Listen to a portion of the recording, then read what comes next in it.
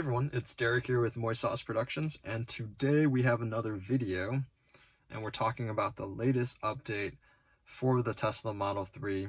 Mine's the performance model, and it's June 26th, 2020, and we just got a pretty decently massive update from Tesla, so I'm just going to go over those things right now and sort of walk you through. I think some of these are pretty big. I'll mention the ones that I think are pretty important, at least to me. So the first thing on here is the traffic light and stop sign control.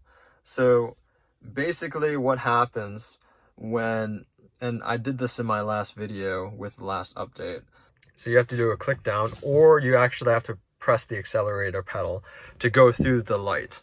Now, this is updating it and specifying that it will go through the light, and it'll specify when your car is going through that the line will turn green when you actually go through. This is actually a pretty good one because it was actually getting quite annoying when this feature was on, to always have to click down or to press the accelerator pedal. It was basically like overkill, but something that's, obviously through a beta feature, you want to make sure it's as safe as possible. So as it continues to go through this, it obviously will receive updates and hopefully eventually get turn-by-turn things. So if you're in the left turn lane, it'll actually turn for you eventually. Now, backup camera improvements. This is one that I think a lot of people were complaining about. So, with using all these cameras, hoping that, you could actually have all of these cameras set up, because it didn't really make sense to not have this set up. So to give you a preview of what this looks like, I'll just put it in reverse here. And you'll have this as your default setting here. And what you can do is swipe up, and it'll give you the left and right hand sides to actually see out of these pillar cameras on the right here. So to the right here, you can actually see what's coming out over there, a wider angle, if you will. Now, moving to the Dashcam view improvement. So one of the things that was really annoying was that if you had Sentry mode on and it detected somebody actually coming close to your car or what have you. Now, the issue was that it would show you in the playback. So let's actually go to a playback here. So in the actual playback, for example, here, it's just a huge timeline, which this isn't a 20-minute total video. So it's difficult to say like, oh, well, when exactly did this particular person walk by? How do I review this? So essentially what they're going to do with this feature for anything moving forward is they'll put these red dots where these actual events happen. So you can essentially scroll back to this and say, okay, this is when this happens. So you can take a look at that actual footage. So that's something that's actually really nice to see, and definitely a good feature to have. Okay, then moving on to the TuneIn improvement. In the TuneIn setting here, the icon is updated, one thing. And the second portion of that is it becomes easier to search content within TuneIn.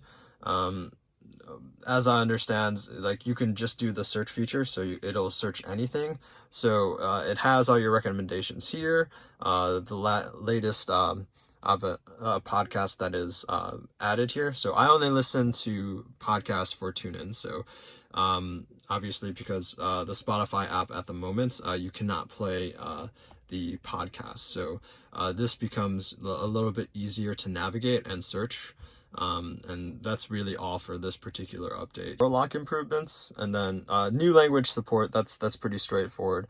You can see that in your controls and display settings, and then Portuguese is now available. So that's really nice. And then we'll move on to the last one in a second, but the Walkaway door lock improvement is actually pretty important. One of the things, not really that important. So if you see here, Walkaway door lock here is on. So when I walk away from the door, the car automatically locks itself, similarly to any proximity key or anything like that. You don't actually have to lock the car when you Walkaway. It'll do it automatically. So one of the things that I've noticed is that it does that even when you're at home. So what they did here was add this here and then the ability to exclude it from your home. So that's something that I really like. It doesn't lock when your car is in your garage, when, most people do not lock their cars when they're in their actual garages. At least I don't. I've seen people mention this before and actually block this out. Cabin camera. So people have mentioned that there is a cabin camera, and I'll show you where it is in just a second, but I've seen a bunch of different memes where people basically just block it with tape because they don't know what Tesla is doing with it. So in the disclaimer, they mention they want to use this to share data when people get into accidents and different things like that, so that they can actually help improve the safety of their vehicles. Now, I don't know if this is actually what they're looking to do, but it specifies that, okay, well, we'll take images and short video clips just prior to collisions and safety events to help develop safety features and enhancements for the future.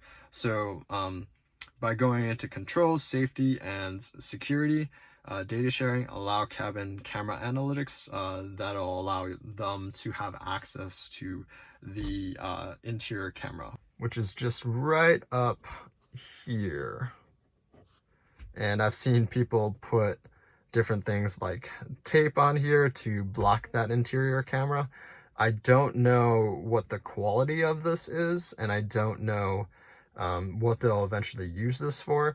I'm assuming that it makes sense to use this for making sure that you're awake during autopilot sessions, but yeah, that's there, and that's a very interesting feature that quote unquote hasn't been enabled, but now is if you enable it. So that is all the features in the latest update from Tesla, and let me know in the comments what you think about these. I think this is a fairly large update and a pretty good one.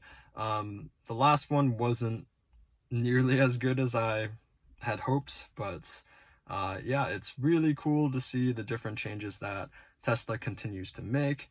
I'd like to see some UI changes and some more usability changes, but again, they're working on it, and it's really cool to see these updates, and hopefully I'll continue to update you in the future. Let me know in the comments what you think, and I will see you in the next video. Thank you for watching.